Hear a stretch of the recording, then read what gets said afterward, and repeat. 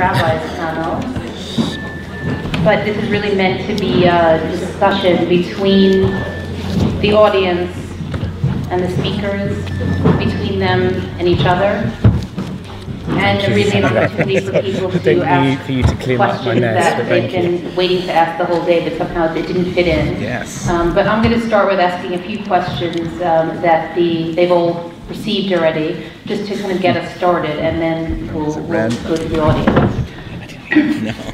So the first question, I think, is... You're totally right. Now, we spent a lot of the day listening to Rabbi Lopatin and Rabbi Lebens, and that's been fantastic. And most of you have been introduced to them, but the most obvious person, who's the rabbi of this synagogue, Rabbi Harris, has not been introduced. And very often we miss the people who are sitting right here, and we're so privileged, and we often miss the... Just plug my book, that's fine. Rabbi Harris is one of the jewels of Anglo Jewry.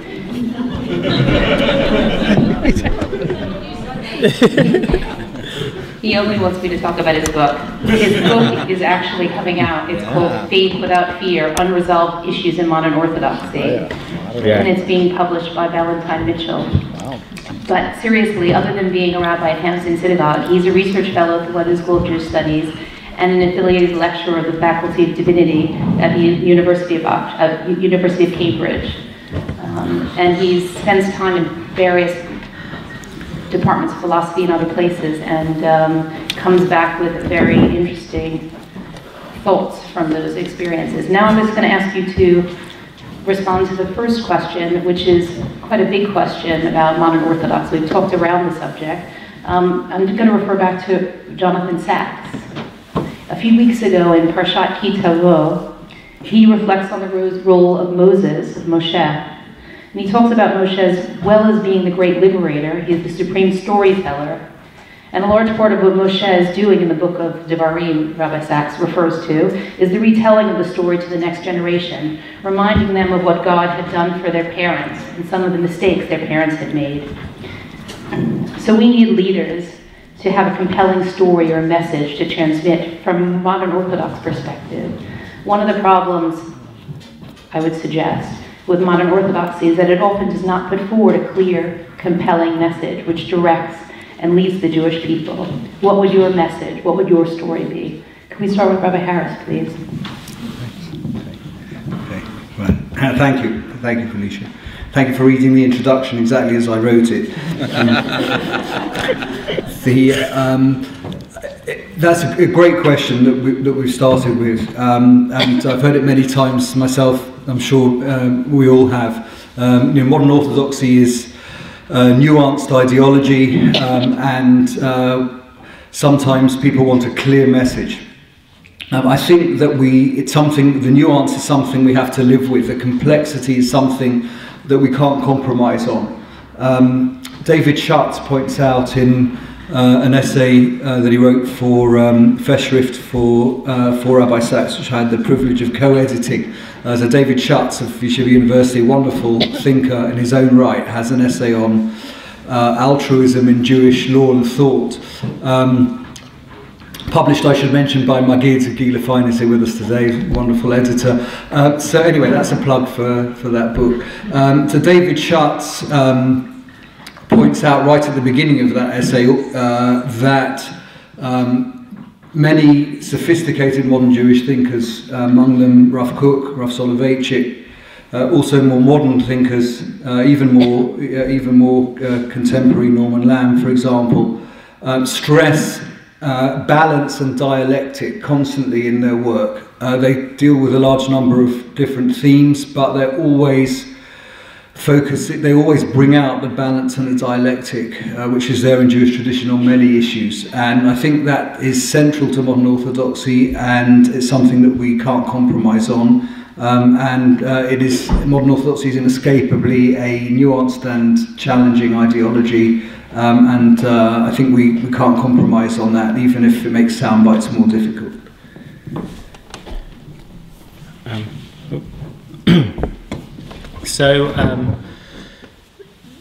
It's a good question.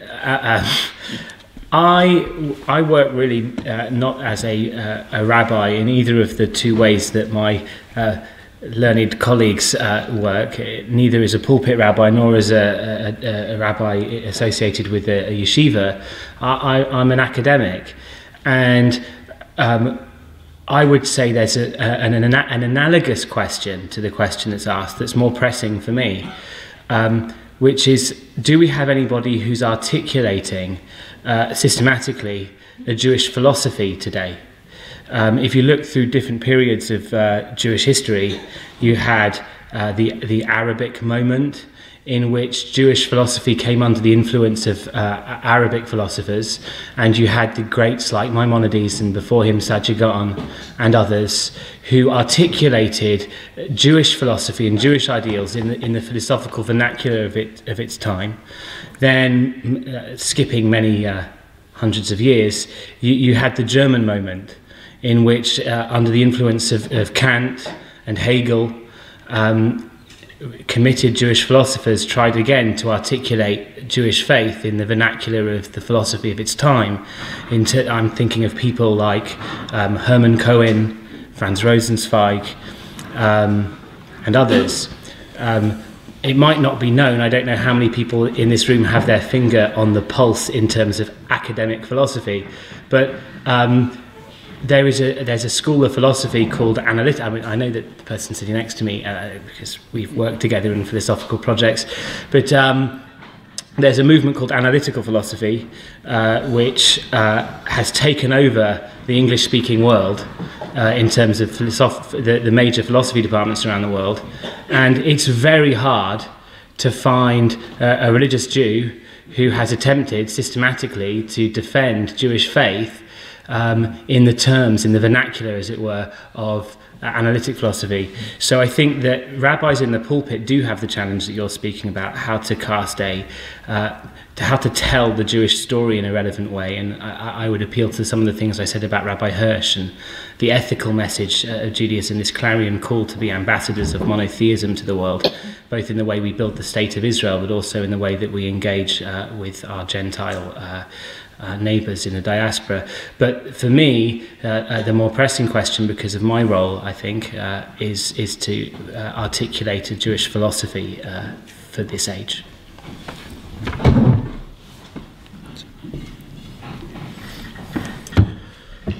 I think it's a simple and wonderful story that we live in a exciting world that has a tremendous amount of good things. God created it.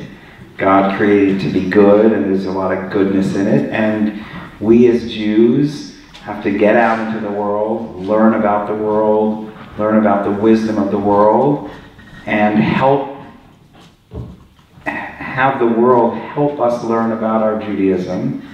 And at the same time, we have to get out and teach the world and lead the world morally, ethically, spiritually. So it's a scary world out there also, but if we don't connect with the world and engage with the world in a open, conscious way, we're going to bring the worst elements of the world into our Yiddishkeit, into our communities. And we're going to mimic the worst parts of the world and the most banal parts of this world. And so it behooves us to get out and take the best of the world and learn from it and teach it. And I think that's the way Judaism has always been. That's the way human beings were created, and that's the way the Jewish people were created. And it's going to be something that's going to take us to new heights of spirituality, going to get us closer to God, going to get us more excited about our Yiddishkeit, and we're going to make, as we always are, we're going to make a huge difference in this world, and there's a lot of work that we need to do. Thank you. Sorry. Another question, kind of inward-looking within the Jewish community. Would you see that there is any practices that we should be avoiding in terms of orthodoxy versus other denominations, practices that have taken place in other denominations that we need to set boundaries within orthodoxy for that reason?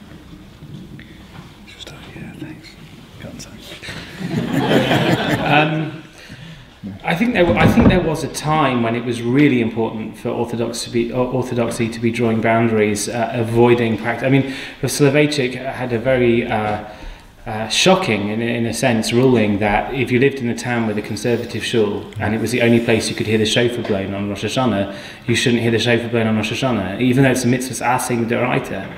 And Rabbi Kahn told me, who is a student of Rav Lichtenstein, so this is like third hand, but take it or leave it. Rabbi Kahn told me that Rabbi Lichtenstein told him. Rabbi Lichtenstein is the son-in-law and one of the most prominent students of Soloveitchik, that he can't imagine that Soloveitchik would say that today. That really what was motivating that was Soloveitchik saw in his own institution an exodus of Orthodox people, not just Orthodox congregants, but even Orthodox rabbinical students into the conservative world. And if he didn't build up a wall, we could have lost so much. But I don't think that's the threat today. I don't see Orthodox Jews running in droves towards conservatism. On the contrary, I think, again, I'm not answering questions, but asking ones I would have asked. The question I'd ask is, what practices from conservatism and reform should we actually be learning from and be inspired by? If we're able to do that from other religions, as the Jewish philosophers did in the Arabic time, like I'm saying, why shouldn't we be able to do that from other Jewish movements, even if we disagree with them profoundly about stuff? I think, for instance, if you see the way that the Reform movement, I don't think they did this all by themselves. I think Rav Hirsch preempted them to a certain degree, but repackaged the notion of Tikkun Olam and made it something which it is, which it wasn't beforehand. I think they did a real good service to the Jewish people, and now Orthodoxy today talks all the time about Tikkun Olam, not with quite the same semantic content, the meaning of the rabbis of the Mishnah, but in the way that Reform rabbis do, and I think that's a good thing. So there are times to be worried about people to our left, and I don't think this is a time. I think there are times to learn from the people on our left, and I think this is such a time. I very much agree. I would only add that we can look at the challenges facing specifically the conservative movement and the challenges that have faced the Reform movement and the reason how they've reacted to it, how they've changed, how Reform has taken in more Hebrew and more mitzvot, how the conservative movement is being challenged. And I do try to check myself and say, what we're pushing for in modern Orthodoxy, is it different? Is it the same? Should it be different? Should it be the same? So in terms of cheshbon hanefesh, in terms of looking at myself and saying, checking myself, am I moving in the right direction? It's always helpful to look on the outside, but it's not out of fear and not just dafka. I need to be different from those other movements. It's really out of self-examination, and sometimes, hopefully we come out and say this is positively what we need to do, and not acting out of fear.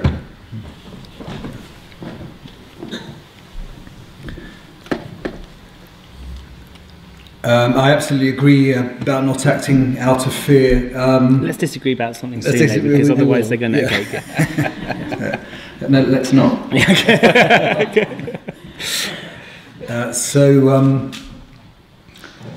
think the short answer is no. No, there's nothing that Orthodoxy should avoid just because it's in the other movements. And I think this comes to the fore with women's issues in particular, which have been a major focus of the day. I don't think there's anything that Orthodoxy should not do just because conservative or Reform are doing it already.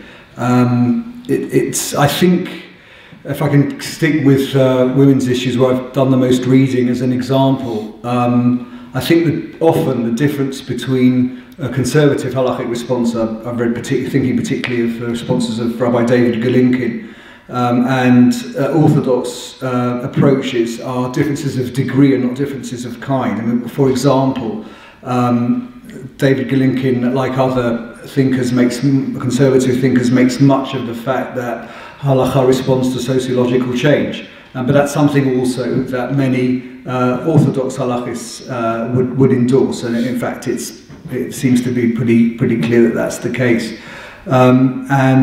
Therefore, I think that we can't deny that view of halakha just because it's something that's championed by the conservatives, and more broadly, as I said, there's nothing that we shouldn't do just because it's in the other denominations first. I think that in terms of defining our identity, which Rabbi Lopatin spoke about, there are, at least at this point in history, clear demarcation lines between the denominations, and I think that we shouldn't be shy about them, and they give us room not to be worried about not doing things just because they're all done elsewhere. I think I've always felt that Torah min Hashemayim is the absolute key dividing line between orthodoxy and conservatism. That's not to suggest that orthodox views on Torah min Hashemayim are monolithic. There are very, very interesting things happening on that score, but I think there is still a clear division between orthodoxy and conservatism on many aspects of that issue, and that issue's in other differences, and I think there are enough ways of identifying ourselves without desisting from following certain practices or changes just because they're in the conservative or reform movement. Just on the Torah Misinai, Torah Mishamayim, tomorrow night will be a panel discussion where that will be one of the issues that will be focused upon. What I thought was really interesting from all your responses is all of you seemed quite confident in your responses. There wasn't hesitation or nervousness, which I think is very different from what we would have found even 10, 20 years ago. So that was quite interesting. Can we talk about, is more choice in Judaism always a good thing? I'm not going first this time. I believe in free choice. I mean, our tradition has embraced free choice. Some minority views, chestai kreska, some disagreed, but the vast majority and the Torah of Acharta v'chaim support free choice. So I think that the more opinions and the diversity of opinions within Orthodoxy we can bring up and we can argue and we can put on the table, I think that's healthy. So I don't want an oppressive system that doesn't trust the individual, that a Catholic system, as you mentioned, according to the chief rabbi. I want a system where we trust people, that they'll struggle, make mistakes, but I think also a supportive community helps keep people, in a sense, somewhat sense of consensus. But I like the idea of more choice and more possibilities. I'm going to agree, but in a qualified way, if only to make it more interesting. I certainly want to see a Jewish world in which people feel more free to express their own opinions, practice in the ways that they feel is right and proper, and where we don't feel that people are breathing down our necks, judging us and labeling us, and where there's a climate of fear.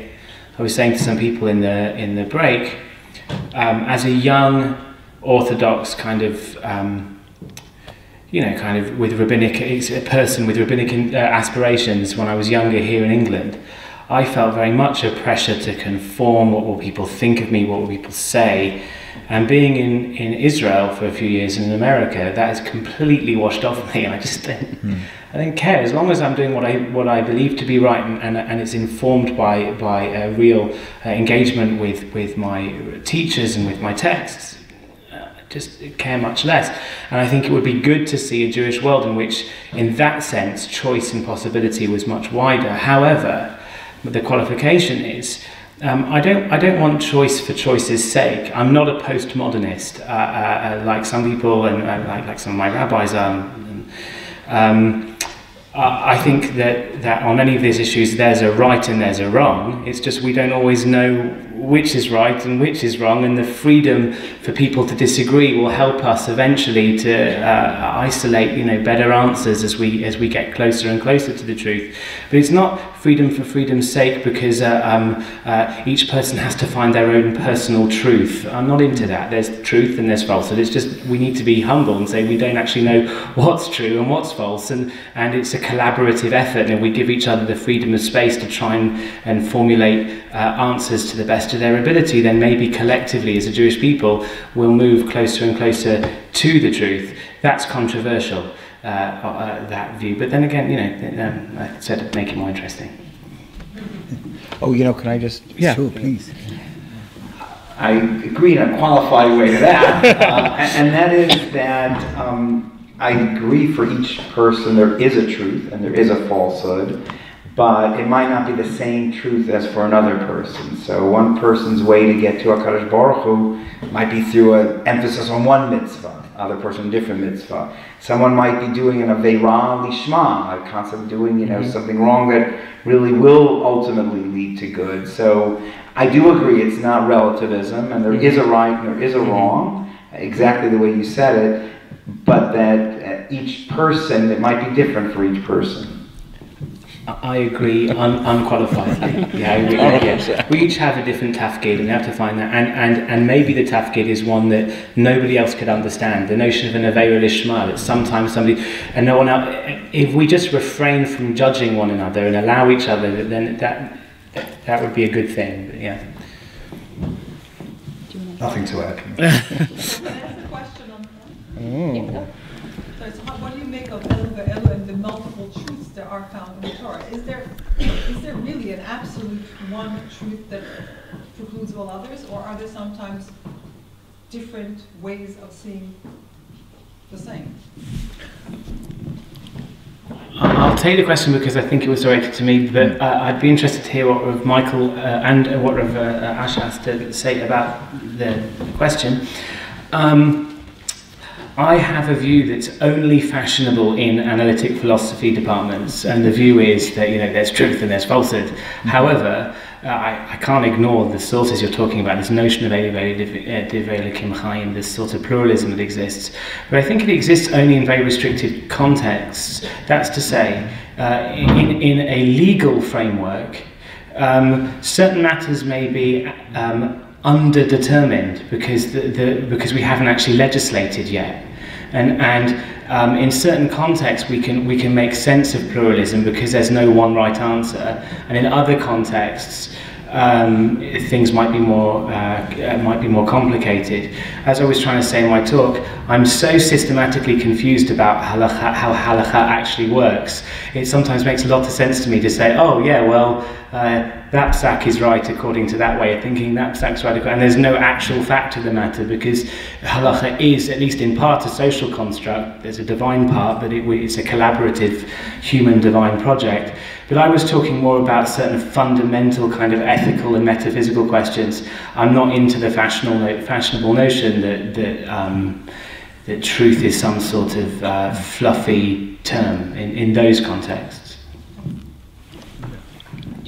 Yeah, I'd agree with that. I mean, I've always understood Elu ve'elu. Of course, as Sam says, in context, it's talking, obviously, as you know, talking about halachic disputes where even if one view is rejected as the practical halacha, it's still the words of the living God. But I've always understood that and other similar statements to support pluralism rather than relativism. So there's a multiplicity of truths or perspectives, but there are boundaries. It's not the relativism according to which anything goes.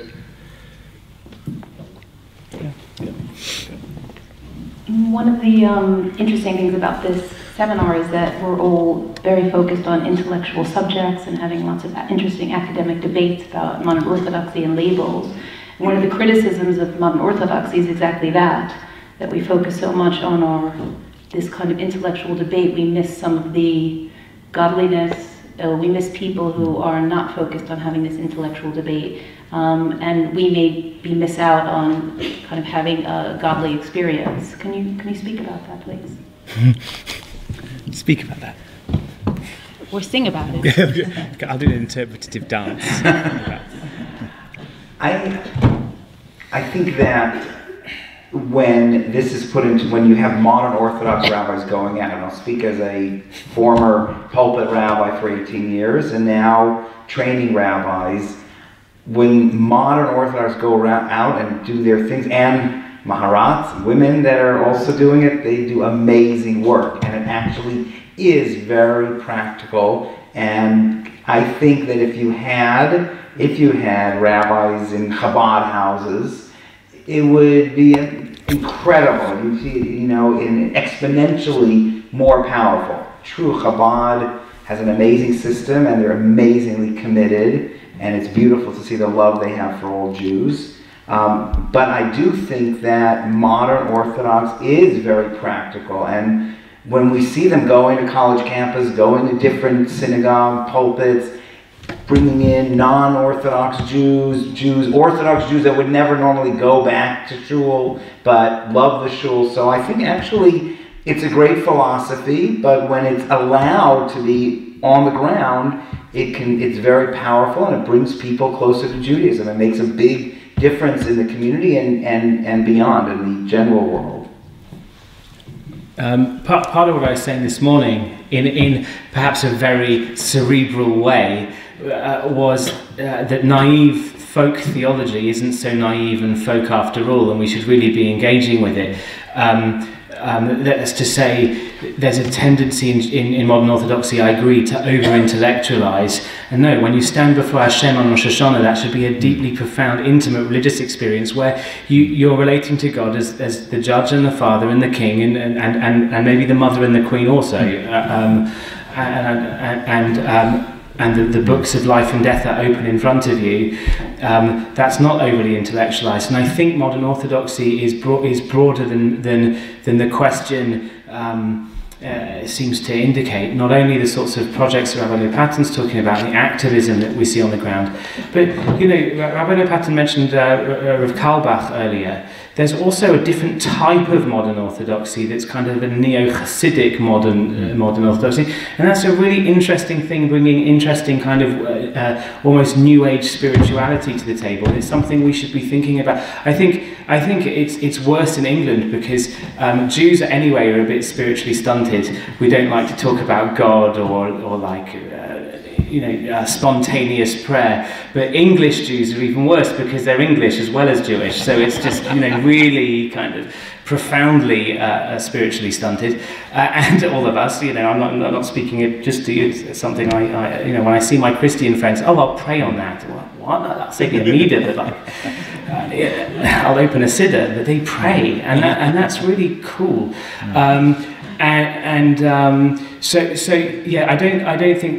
I think we need to make sure there is room for stuff that's not just overly intellectual, but maybe that is really already happening on the ground. And I think we do need a division of labour. There need to be some people, like you were talking about, each person has to find their own truth, in the sense that I agreed with you. Each person has to find their own tafkid. And I just want to point out embarrass one person in the audience by saying, one of the things that we really need in Anglo Jewry to mimic the modern Orthodox world in America are people who are going to really build stuff, not just the rabbis, but and the leaders and educators, but the laity.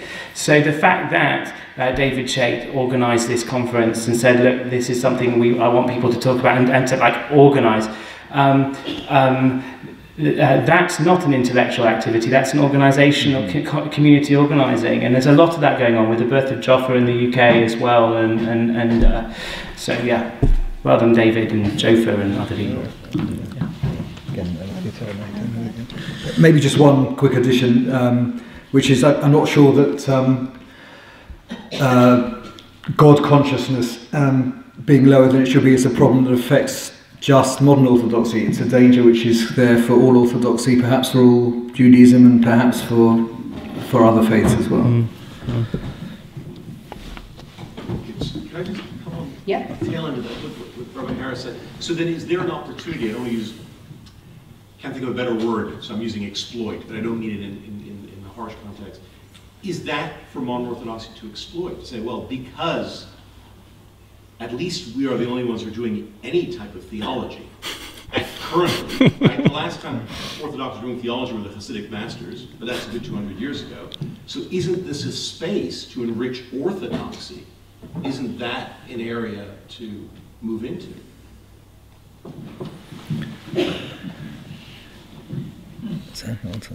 It was to you. Well, okay. Pray on it.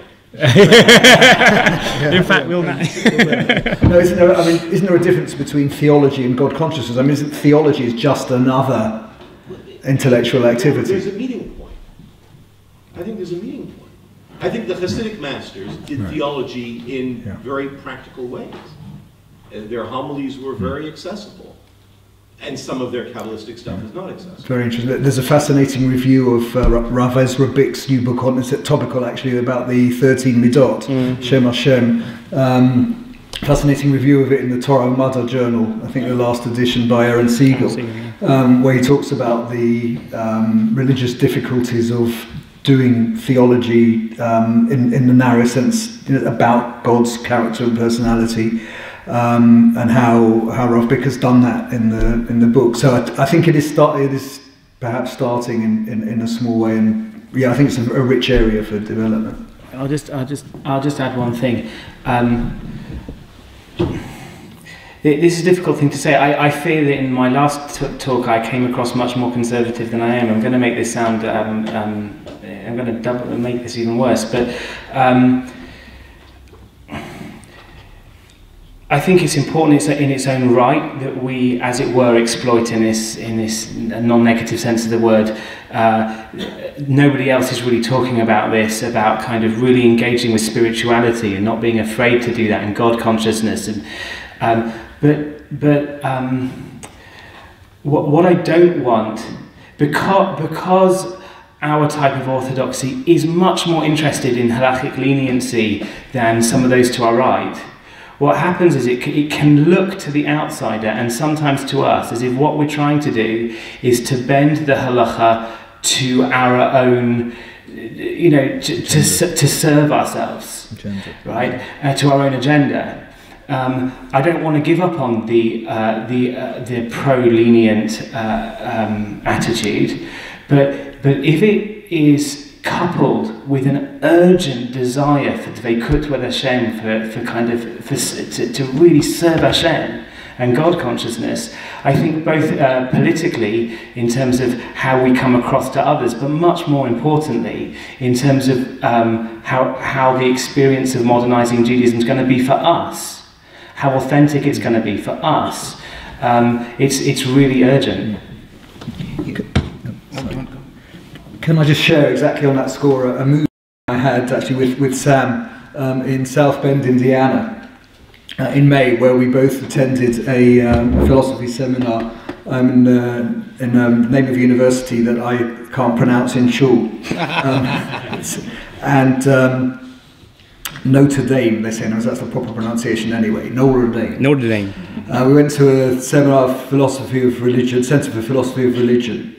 And I found it intensely interesting that, of course, that Sam had turned up 2 minutes late and hadn't told me that was quite deliberate. I got there as a new visitor from England bang on time and was totally taken aback when the Lord's Prayer began the session. It was actually fascinating that all the North Americans around the table prayed without any embarrassment whatsoever. These were great and the academics.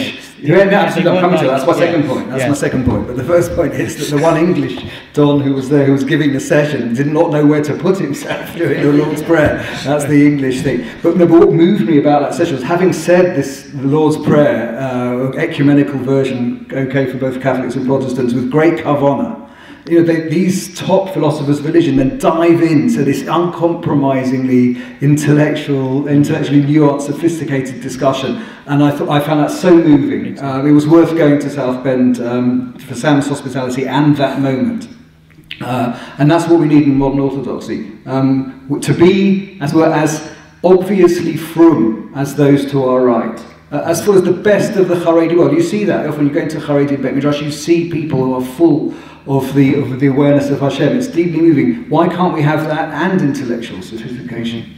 And leniency. And leniency. Yeah. Well, but I think I'm not sure we're striving for leniency. I mean, we're striving to be, you're right, you know, authentic. sometimes, but I think having a woman participate in the service more is not necessarily lenient. Right. Having a woman as a rabbi, being, you know, on many different That's issues. a chumrah. Right, exactly. That's a chumrah in these are Kavod Abrias, chumrahs, yeah. Right. So, you know, and do you want to talk I about was that? going to say that when you say leniency, Yeah. that sometimes people ridicule modern Orthodoxy because of the leniency. Yeah. But that's Orthodox life. That's people who are Orthodox and modern and want to cut corners. And I think that's one. But then there's a hashkafic modern Orthodoxy that's very different. And it's not there to look for leniency specifically. And I agree with you, I think it's an important point. But let me say the following. First of all, there is a principle in Jewish law that leniency is preferable where it can be found, right? Korach hater adifa and so on. Furthermore, I want to say that I find personally in my own avodah that because I am more lenient, I'll make one more point afterwards, but because I am more lenient on certain things, I open myself up to experiences that might actually be damaging to my own religious sensibilities or whatever. I read things that can incur doubt, and I see things which, you know, in all sorts of ways. So I'm talking not just about the people on the left for whom modern orthodoxy really means not all that orthodox. I'm really trying to sincerely engage, but the leniency poses a risk which I can counterbalance by really working in spiritual practice and God consciousness. But in agreement with what you said and what the rabbi said, every leniency is also a chumrah, you know. And also, yeah, absolutely. But let me actually, on this point, and as much as I agree with, I think, what I said, and all I would also have to say that you're right that Shirach HaShah in Israel does not have a weekday minyan, as far as I know. Darchei Noam in New York does not have a weekday minyan. And in fact, I was talking to Ethan Tucker, who was quoting some of the critics of early reform, that they said, you know, in early reform, when they get a weekday minyan in their fancy shuls, then there'll be a real challenge. So, as much as I really want to believe that we're not just makel, that we're really pushing for important points of Torah, to be Ovdei Hashem, as Rav Sam said, to really be the right kind of servants for Hashem, we have to push ourselves to, you know, be machmir in the things that we should be, like minyan and davening on the plane. It should be the modern Orthodox Jews that are nudging everyone to daven the minyan. Okay, maybe it's not nice on the plane, on the plane, or bad, or whatever, but you know, it should be, you know, so we are failing in that area, and that's a troubling thing. Yeah. Did you want to entertain? I'll just take one more. I just want to apologise for mocking the American pronunciation of Notre Dame with Rav Asher on the panel. You continue to speak English how you like, and we'll continue in the correct way. So this is my final last question, and then we'll open it up to the floor. So this part of the question is for all of you, and the other one is probably just for Rabbi Harris. What are the priorities for the future, and how free are we in the community to promote our outlook? So obviously the second part in terms of our community is referring, I think you probably would have more to say about that than Rabbi Lopatin and Rabbi Lebens, so I'll leave that to you. Okay. What was the first part of the question? What are the priorities for the future? Priorities for the future? In the community. In the community. What are the priorities for the future in the community, in the global Jewish community? You can talk within the modern Orthodox. Within the modern Orthodox community, wow. I think one of the things that Rabbi Asher just mentioned, the need to be machmir, or is to be conscientious, because it's not really on the basics of avodah. You know, the study of Torah davening, the things where we have no ideological disagreement with any other part of Orthodoxy, or indeed much of many other denominations, on serving of God. I think that's a priority for us. It's certainly a priority for us to continue to develop the enhancements of the role of women within Orthodox Judaism.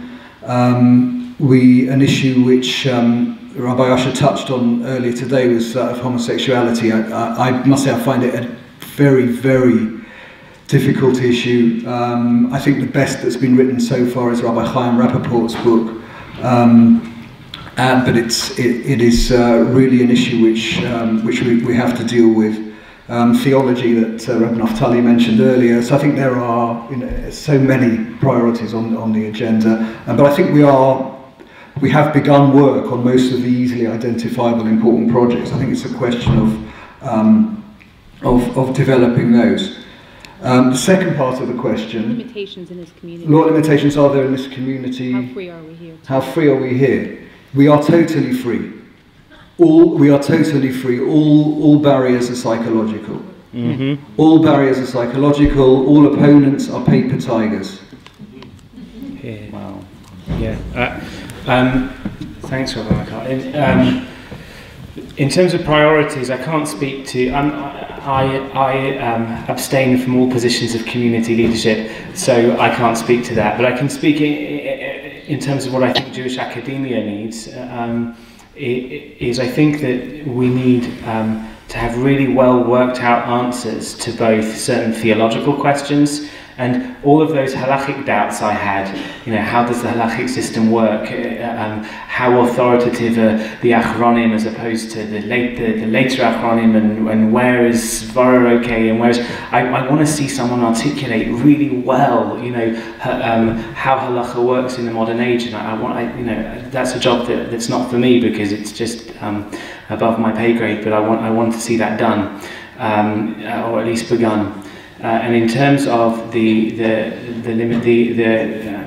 second question, it took leaving England for me to realise how needless and baseless the fears of the people to my right were, and they weren't needless and baseless. Like the only thing we have to fear is fear itself, this community could be revolutionised. There are rabbis in pulpits, and this is why Rabbi Michael is really such a refreshing force in Anglo Jewry. There are rabbis in pulpits in this country who I really think don't speak their mind on a lot of issues because of a fear. If it's because they don't care about the issue and it's not worth the fight, that's one thing. But I think there are things they really care about and they just can't. That's really sad. So Yeah,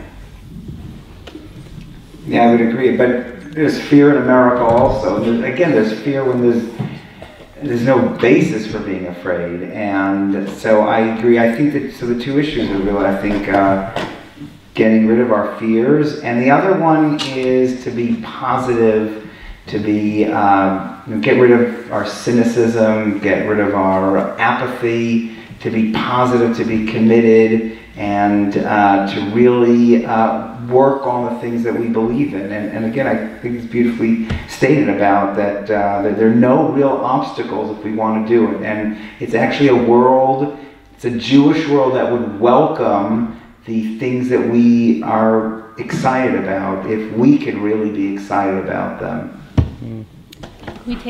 Yes, Jonathan? Can you talk really loudly? Are we a bit hung up on the labels, on distinguishing ourselves from the right and the left? I mean, these are sort of 19th century labels. Judaism has always had a variety of both thought and practice, and we're sort of constraining ourselves to try and distinguish between orthodox to the left or to the right. I mean, are these really important? And there's sort of a continuum, and just take the best from wherever it comes.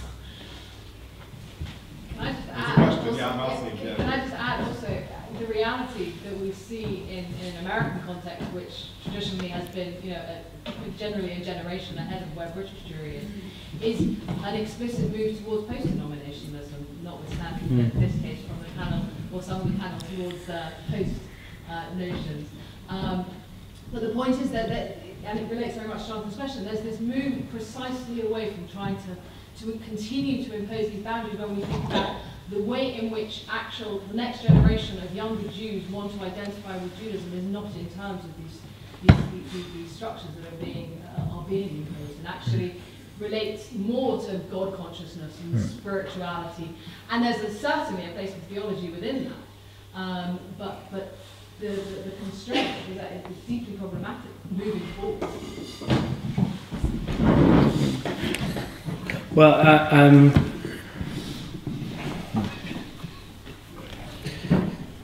this wasn't a prepared question, right? So I'm allowed a little bit of a think.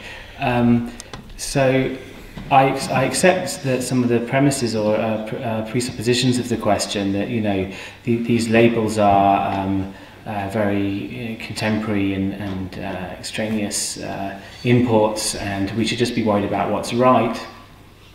Certainly I can agree to that to a degree, but I'd say the following. Orthodoxy as a word has come to mean something like kosher. Right? Now there always was, in certain circles, there always was, from the Mishnah in Sanhedrin, a notion of some people are inside what's acceptable and some people are outside. It might have been very coarse-grained and has become far too fine-grained. But there is a notion of there's a camp that's acceptable and there's stuff that's beyond the pale.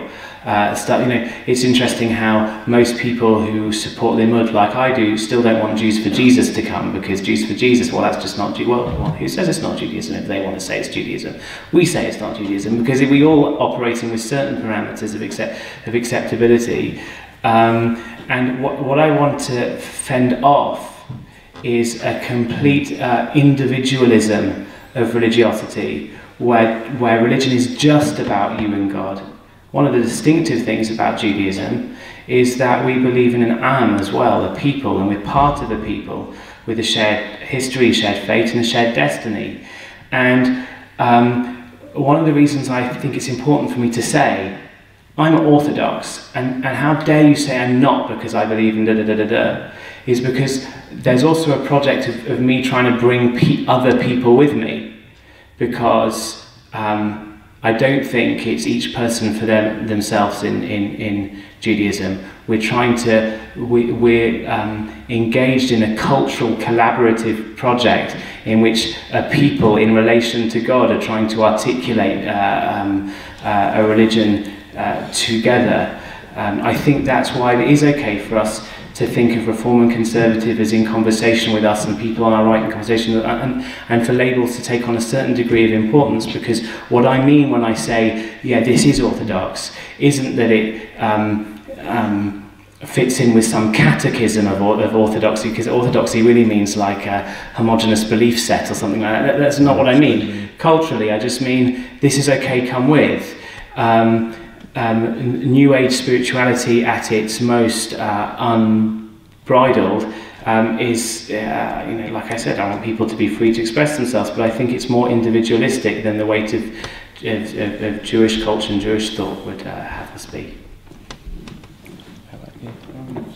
So then because you wrote the book on this, so, right? On Orthodox. No, not yet. It hasn't come out yet. Advertise Sorry. it. Yeah, it's in shops in 2015. You know, I think modern Orthodoxy, the term, has withstood the test of time, actually. I remember when I was 25 years ago when I was in Oxford, Norman Lamb came to speak, and he was really peddling centrist Orthodoxy. And then there was a real time before Ada in America came around that modern Orthodoxy was not a good term. And then Rav Avi Weiss, my mentor, one founder of my yeshiva, really tried to push open Orthodoxy. But I feel that modern Orthodoxy has a good resonance. And I agree with Rav Sam, you know, it's not really Orthodoxy in that sense of homogeneity. It's maybe not really modern because it's postmodern or something, whatever it is, modern, you know, what does that mean? But I do think that there's a good resonance to it, even in the broader community, even in the post-denominational community. They might not care about Reform or Conservative or even Orthodox, but there is modern Orthodox works well because it has that modern in it and it has that kosher in it. I also, as the president of a rabbinical school, wants to get our rabbis on campuses and works with the Orthodox Union, and there are still institutions. And there is, I think about this, people suggest just go non-denominational, and then you won't have all these headaches and all these Orthodox people kvetching at us that we're not doing this and not doing, are you really Orthodox, all that stuff. But it's important institutionally, there is that element. But more important than that, I think that I feel that there is a group of modern Orthodox thinkers over the years that I want to be a part of. And broader than that, there's a group of Orthodox thinkers. And of course, there's a broader group of Jewish thinkers and world thinkers. But there is a group of modern Orthodox thinkers that I think that we, in some ways, owe there's a legacy that we have to be responsible for. So for me, it really resonates in that way. And I'm happy that for the world in general, it has a resonance also.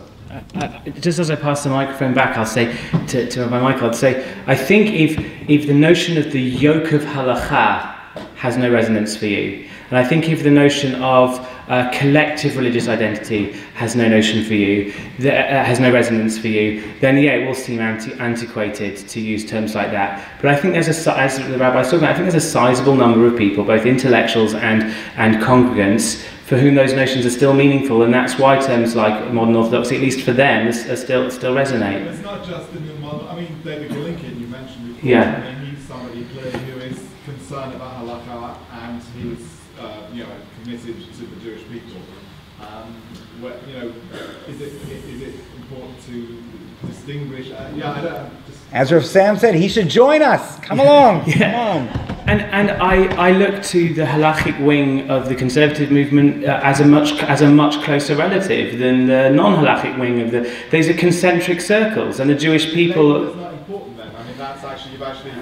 No, I still disagree, because I think that the labels are ways of kind of organising intellectual communities as well as spiritual communities, but they don't need to be iron curtains, and they're concentric circles. Sorry, what happens when they flip? Sorry, we want to give Rabbi Harris a chance to answer it first. No, or do you want to go on? I always give way to it. In the late '90s, you couldn't dream of doing stuff that modern orthodoxy does today, right? So UTJ is more orthodox. Modern orthodox. See, that's the point. UTJ, it's Nebuch. I feel bad for them, really. They didn't share the values of equality. They didn't share some of these values. They actually. Who are UTJ? I'm not so sure. UTJ is the traditional movement. They founded. It's really Rav Weiss Halivni is sort of the godfather of that, but a lot of it founded on negativism. They were against JTS, letting in women rabbis. I feel bad for them, but I still talk to them, and you're totally right that I'm much more modern than they are, but I just don't think it was founded on the values. If you ask them, were important values of continuity and not changing and all that. They're just not the values that resonate with people. I think the values of inclusion and equality that modern orthodoxy has really resonate with people, even from people that are into Kiruv, even Haredi, they're into Kiruv, that are, so yes, we're all from, or we don't like to be from, we're religious, but, so I think, yeah, I'm sorry for them. There could be another movement that comes from reform, even, that is from I always joke that conservative movement, they still say in Ma'ariv, Baruch Hashem Olam Amen. That long bracha right before the Amida. It's like a long thing. It's an extra bracha. It's controversial. Many Sephardim don't say it. Many of the Soloveitchik doesn't say it. The Gra. And conservative movement still says it. So it's just not resonating with people. I feel that modern orthodoxy, thank God, is growing and has grown over the decades in a way that is touching on values and issues that really resonate with people.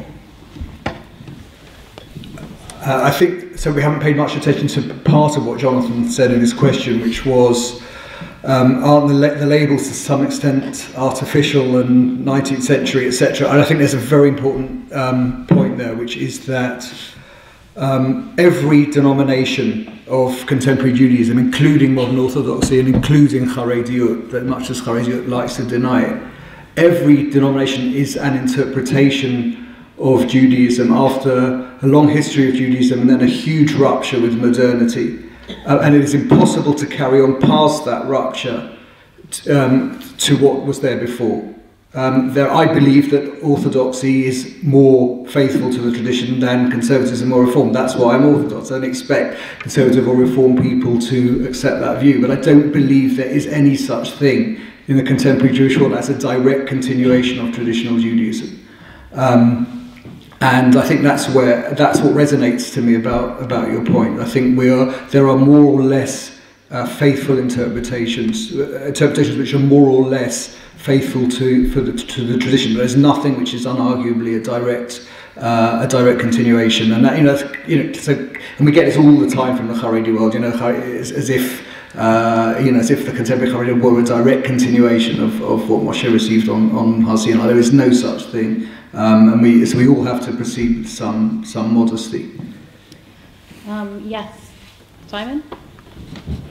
Yeah, I really have to Rabbi Sam Lebens, your second schmeiss of the evening on Eilu Ve'elu can't be right challenge, because you seem to treat it as a free-for-all. Nobody says that Eilu Ve'elu is a free-for-all. If it is dismissed as a free-for-all, you're dismissing something which is very, very powerful. Of course there's a boundary. Eilu Ve'elu is, I mean, it's very difficult actually to hear a religious leader who, as a philosopher, says he's seeking the truth. We should be very fearful of religious leaders who seek or have found the truth. We see it in the white society, we see it within our own Judaism, with Haredim. We see it much, much more widely, obviously, in the Muslim world and in other worlds, and excluding Christians. We should not, I'm very, very suspicious of that one truth, that one route to God. Rabbi Michael Harris, you were frightened also in the context of Eilu that there be this taint of pluralism. We're not, this is not relativism, not pluralism. Relativism.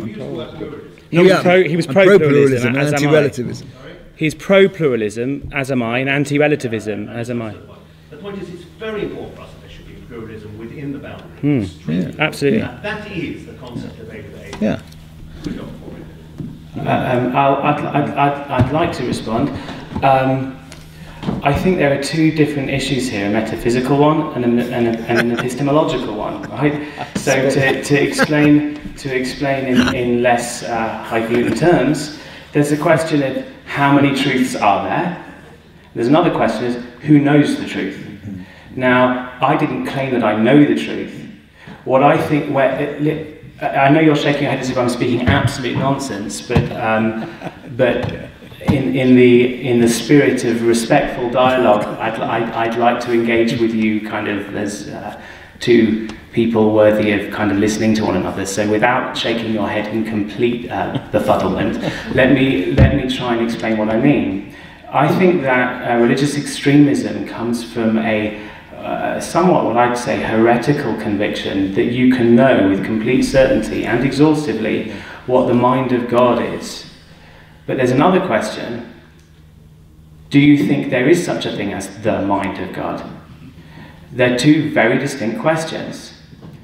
I have religious experiences that lead me to conclude with some degree of certainty that there is a God, but gives rise to a huge level of confusion of, well, what is he really and what should I really be doing in response to these incoherent experiences? And it's in the epistemology where the humility comes in, because I just don't. There's just so much I don't know. So I'm not scared that thinking that there is such a thing as truth and thinking that there is such a thing as falsehood in certain restricted contexts necessarily leads to extremism. I think the extremism comes from an inflated sense of self where you think that you can know what all those answers are. I think, and this is where I'm coming from in analytic philosophy, I think that advances in symbolic logic led us to believe that every declarative sentence, every sentence of a certain grammatical structure, is either true or false. It's called the law of the excluded middle. For any P, it's true that P or not P. That means, so logic is a system of binary value. Some things are true and some things are false. But for any given P, who's to know which one it is? Right? Now, in terms of Eilu Ve'elu Divrei Elokim Chayim, it's simply not true to say that nobody thought it was a free-for-all. For instance, Rav Kook, a thinker who I admire greatly, he said, and these are almost a direct quote, Eilu Ve'elu Divrei Elokim, afilu hadvarim sharashayim gemorim, even the words of completely evil people it came from a place of a peculiar type of mysticism, and it needs to be interpreted in a wider context, and one needs to try and understand what Rav Kook is really talking about. But there are certainly people in the tradition who take a very expansive view of Elu Ve'elu Divrei Elokim Chayim, and there are other people in the tradition who applied it only to Hillel and Shammai, only.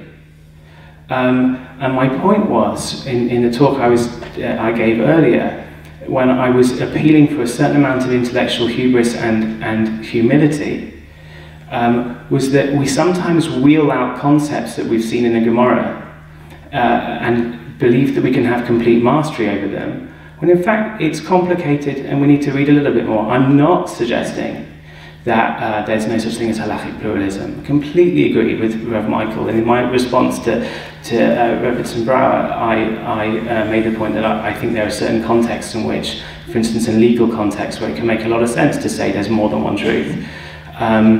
But all I'm saying is that we need to proceed with caution when we quote these meta-halachic principles, because we're actually dealing with a very, very bumpy and complex intellectual terrain. Yes, the orange. So earlier on you were asked about sort of the future of... Can you stand up so people can hear you? Sorry. Issues that the community might deal with, sort of critical engagement with feminism and homosexuality. It just seems there's a lack of critical engagement with Israel and sort of questions of the state of Israel and politics surrounding Israel. I wondered really what your thoughts were. Thank you. That's interesting. You want to start? I'll start. Yeah. Do you want to start? Yeah. Okay. Why don't I? Yeah. Do you mean? Can you unpack that a bit more? Do you mean events of the summer? How the community should engage with Israel in a critical way, in the same way In a critical way. women's issues or homosexuality linking and innovative. How do we engage with the state of Israel, which we might not always act in those sorts of ways, or how do we engage with that? We're not Okay, I'm not sure. Stop me if this isn't what you had in mind, but I felt uneasy throughout the past summer that the community's official bodies was making no room for people who had moral qualms about some of what Israel was doing in particular instances. Is that what that's what you mean? Okay. And I was hoping, I was wondering if I was the only one. So this is a bit personal. I find myself, I was a member of Meimad, which was the kind of tiny religious left-wing movement popular about 15 years ago, and found myself moving gradually towards the centre. When I thought we had no partner for peace, Israel had no partner for peace. And I found myself, again, excuse the confessional modes, but it's all the rage nowadays, just vacillating in my feelings wildly over the summer between, absolute rage and ready to take the most extreme right-wing positions when I heard, when we lost someone in Israel, or when I saw the anti-Semitic demonstrations going on in London. Veering to the deep feeling when I saw some of the pictures for Gaza, knowing that the BBC are only in Gaza and that Hamas are cheating on who they're showing pictures of and all the rest of it, feeling that if we accidentally kill one child, we have already lost. We've already lost, because the deepest Jewish value is respect for human life. And I felt deeply that here's my Rosh Hashanah Joshua, so I'm giving it a try out, that the community is so keen. So fearful, it's back to fear, has to be seen to be doing something which I believe, let me be very, very honest, there's a guilt about not living in Israel. Again, where I'm a fanatical right-wing, I believe there's a fantastic failure of diaspora Jewry worldwide in not going on Aliyah en masse. I think it's a terrible, terrible failure. The Jewish statehood for the first time in 2 millennia. Okay, all sorts of us can't go for personal reasons. Why did we not grab the opportunity? And there is guilt, there is de-guilt. Therefore, when Israel is under attack, we must, and our organisations must be seen to be doing something, or else, the JC will come down on them very hard, as it did, even for all they did.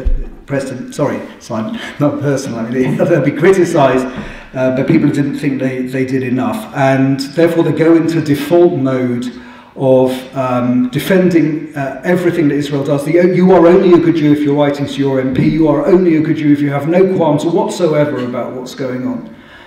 What about if 3/4 of you supports Israel and 25% of you happens to take all the value of all human life seriously and is devastated by the loss of a single life on the other side, genuinely, deeply troubled by it? And I don't think we made room for those people, and I think it was a bad mistake. Yeah. I'll just add very briefly. I agree with what the rabbi said. Personally, in this particular conflict, I wasn't as. The casualties of the Gaza civilians was deeply tragic to me personally, and objectively, if there's such a thing as objective tragedy, I think there is, but that goes back to another discussion. I wasn't necessarily as morally troubled as some people on the left, but generally my position is pretty left-wing on Israeli politics, and I think that we spoke about what are the priorities for modern orthodoxy in that Hirschian mould, where we're supposed to be social activists, ecological activists. For us not to be social critics of what goes on in Israel would be, especially when we've actually got a chance of really influencing them, because the relationship between the world Jewish community and Israel is a relationship that Israel recognises is important. We should be utilising that as to be a Jew is in part to be a social critic, and there are some very disturbing things that go on. Some very disturbing things that go on in Israel, and we should feel emboldened, and we shouldn't feel afraid.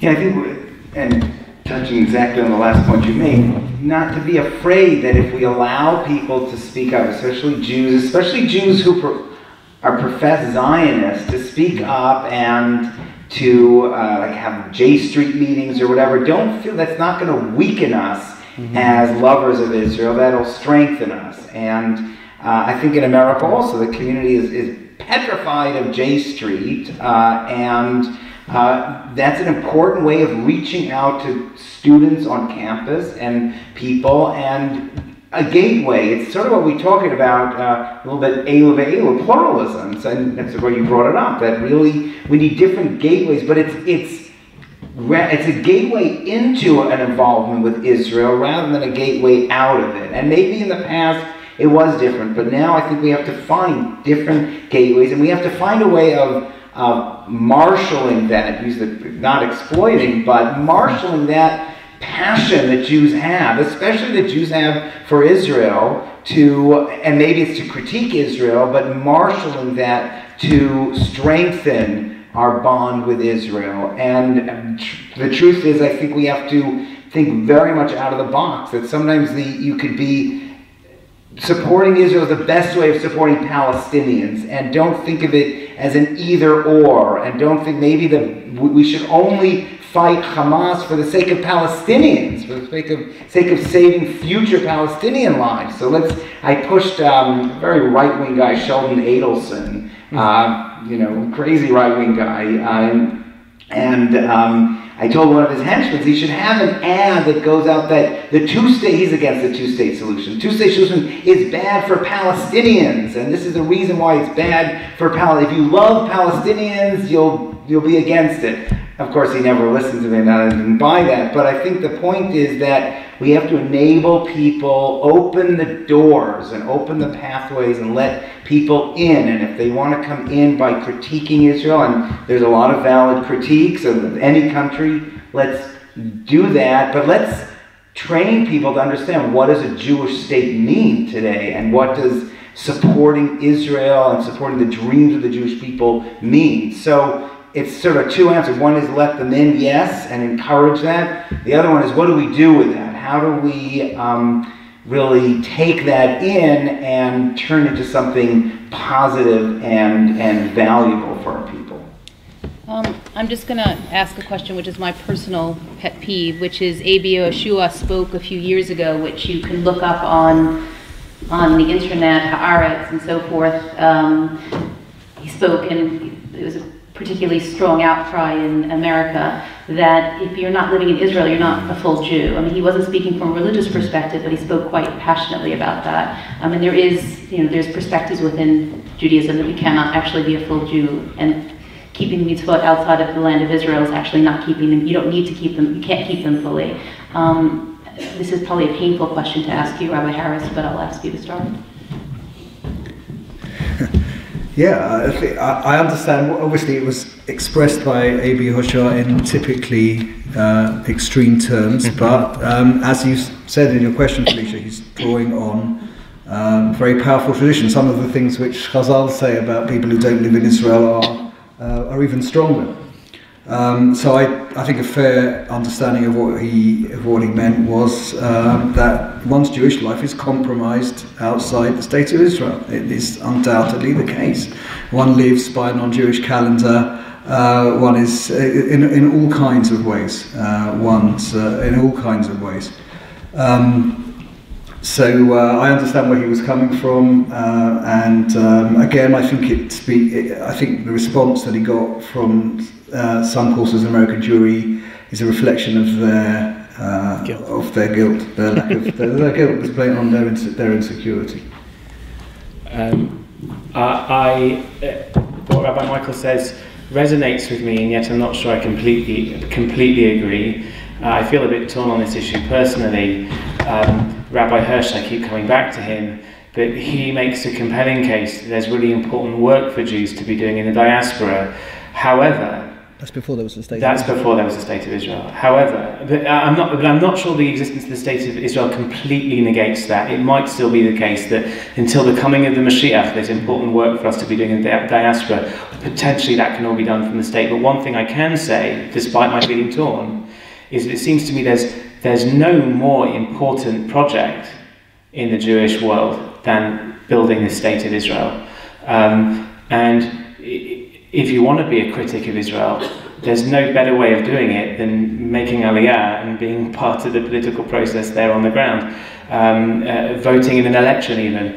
I think we spoke about priorities. Building a state that really reflects our values seems to me to be and that's why I do, and my family, my wife and I want to make our lives in the state of Israel, because it seems to be, by far and away, the most important collective project of the Jewish people, far more important even than articulating the principles of modern orthodoxy that we've been doing today. It strikes me as far more important. But that's not necessarily to say that there's not some important work to be done in the diaspora, even if it pales in comparison. And we each have to find our own tafkid, which maybe some people are really cut out for a specific role in the diaspora. I can just tell you that America is not the golden Medina. So if you can make Aliyah, make Aliyah. Again, there are certain circumstances. We were actually planning to make Aliyah around 3 years ago, and our daughter unfortunately had some medical issues. Thank God she's doing very well now, but it just precluded our being able to go there. And I was in Beersheba. We were planning to make Aliyah, to start a pluralistic community in Beersheba. I was in Beersheba like for half a day just a couple of weeks ago, and I felt the sadness of not being in Israel. And I love what I'm doing now, and I think what I'm doing now is critical for the Jewish people, future rabbis, even a lot of rabbis that make Aliyah and are rabbis in Israel. So we each have a definite role, and there's a lot to do in England, anywhere we go. There's a lot we can do, but yeah, if you can make Aliyah, and you'll have an amazing impact. And and don't worry about those you leave behind in the diaspora. We'll survive somehow. But that's where it's happening. That's where modern Orthodox is happening also. As much as there's a lot going on. It's Ki Mitzion Teitzei Torah. So I just wanted to add a conflict for me and for my wife was where will we make the biggest impact? And there was a sense in which both of us are so much better at presenting ourselves in English because of the Hebrew, and we'd make a tiny impact in Israel, and we could make a major impact somewhere else. That might be true. That might be part of it. But I do want people to consider a small impact in a really important project. That also needs to be that ratio needs to be taken into consideration as well. What does it mean to raise children in the state of Israel? and to raise children who are going to be kind of contributing citizens in the state of Israel and so on and so forth. So yeah, we do need to think about where we're going to make the biggest impact, but like I said, it's not quite as simple as, there's not just one axis to measure on, right? Also, how important is the task? So I don't think we do disagree, actually, Sam. I'm not denying that there's important work to be done in the diaspora. I think you're doing some of it. There's certainly important work to be done in the diaspora, but it still remains true that Israel, as you both said, is the central, most exciting project, not just in this generation, but in many. And it remains the case, controversial as it is to say, it's true that diaspora Jewry collectively has missed a trick. Has missed a trick by not going on Aliyah in much larger numbers.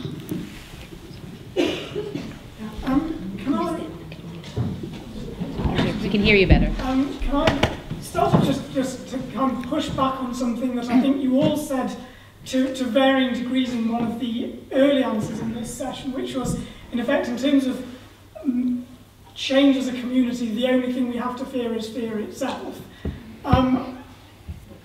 From the point of view of communal leadership, is there not also actually just a more practical fear that there is a practical penalty to being considered beyond the pale when it comes to, who gets let into schools and conversions being accepted and how far people's views are taken seriously and have an influence and so on?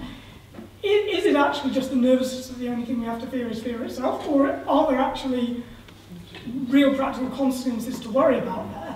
Following on from that, a more open question, which is, how far would you say that what I suspect most people in this room would describe as the slow pace of progress in this country in terms of reforming the community in a modern, open, orthodox type of direction, to what extent is that due to that fear, whether a psychological barrier or a more real barrier? To what extent is it actually stemming from the a lack of enthusiasm from the large mass of the community, whether that's born from apathy or whether that's born from well, this is how it was done when I was growing up, and anything other than that just feels uncomfortable and I don't want to do it? How far is it each of those things?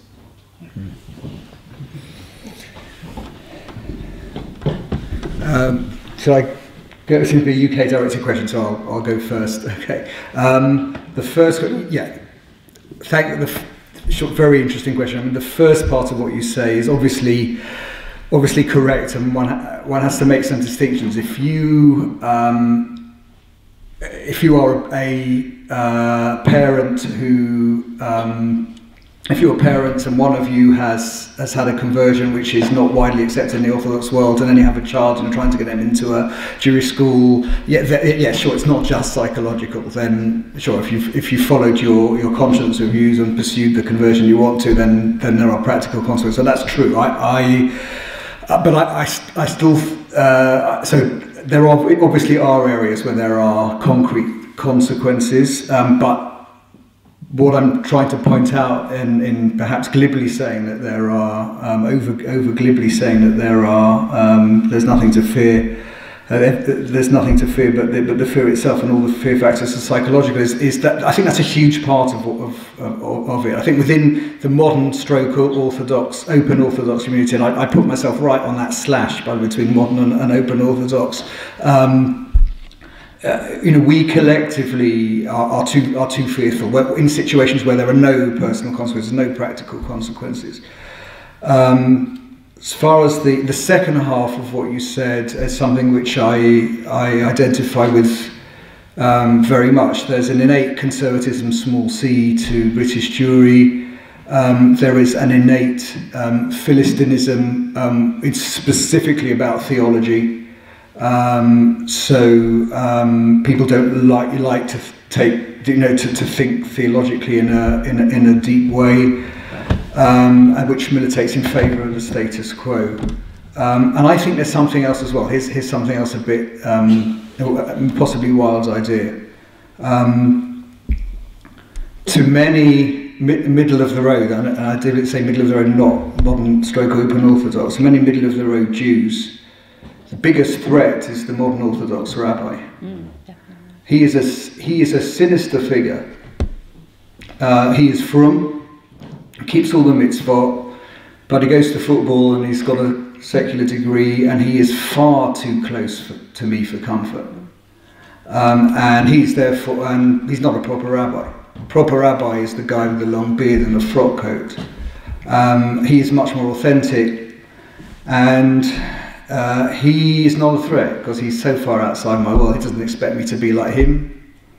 I suspect, I hope I'm not being over cynical, but I suspect that, that's a large part of what's going on as well. I think it was a really insightful question. I would say, reiterating first a little bit of what Rabbi Michael said, it's a strange phenomenon where you have something where it's true of the collective but not necessarily true of the individuals. As a community, I think it's true that all we have to fear is fear itself, but as individuals not. And bizarrely, I think that if we had a more strident modern Orthodox community working in concert, then the landscape would look very different, and real changes could and could be won, or could and would be won. But the other thing I'd want to say is I think there's another related phenomenon which Rabbi Michael wrote a blog about, which I would advise people to look at, and he spoke about the infantilization of the British rabbinate. And I urge you to look at the blog and see it and think about whether that resonates with you as a diagnosis of what's going on in Anglo-Orthodoxy, and how things might be different were it not the case, and what can you do to help it not be the case. I agree with what the rabbis have said. I just add that there does take, on an individual level, some courage. So it might be that you'll do a conversion with a modern Orthodox rabbi that's outside the system, and not every shul will accept your child or accept you. Go to the shul that does accept you. Go to the shul. Now, again, I don't know totally the scene in England, but I know in America, modern Orthodox shuls will accept you. When it comes to getting married, let's say getting married in Israel, people are worried, will I be able to get married? You know, people should be doing weddings in Israel. If it doesn't work with the Rabbanut, and Rabbanit Tzor tries to make it work, but if it doesn't work, get married. And I think people have to step up a little bit as individuals and have some, I know when it affects your life personally, it's difficult. And again, if it's easy to go with the system, then go with the system. But I think we need a community to support individuals, and we need individuals to be willing also to take some risks, to form their own minyan if they need to in certain circumstances. And I think even on an institutional level, yes, we need to cooperate, like with the Orthodox Union, and we need to be clear to keep to our principles. And so, like there's some certain groups in America that want us to declare that certain former students of ours have gone outside the pale and are not Orthodox, and we reject them. And we're not willing to do that. We're willing to be positive about Torah Min Hashemayim, about certain issues, positive, and say what we believe, but we're not willing to throw people under the bus. And I think you have to go to some extent, but not compromise your values. And that's where the fear might make you try to compromise your values, but it's, I think we have to stand up, and we have to stand up as a community and as individuals. I know there are more questions, but I know that Rabbi Harris has to leave and we're all tired, so I think we're going to end here. And I think that was a very positive note to end on. So thank you very much to Rabbi Harris, Rabbi Lebens, Rabbi Lopatin. Thank you very much to David Chait again for organizing. There is